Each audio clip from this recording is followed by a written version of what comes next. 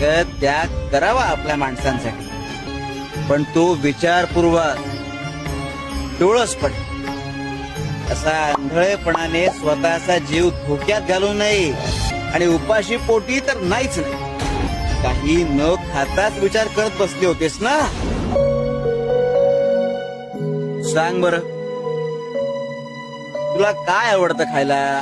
स्वामी, मला काय आवडतं इतकं प्रेमाने कधी कुणी विचारलंच नाही हो, पण तुम्ही विचारता ते आता सगळं आलं. मला काय बी नको, फक्त तुमची कृपा राहू द्या. आता डोळे मिटून हात पुढे कर बर, आम्ही तुला एक गंमत देऊ.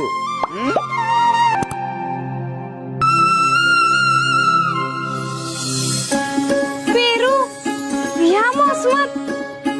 अरे मौसम वगैरे सगळं तुमच्यासाठी. आम्ही तर एका तर्जनीवर अख्खं निसर्ग चक्र फिरवतो. आणि पुन्हा असं उपाशी राहायचं नाही.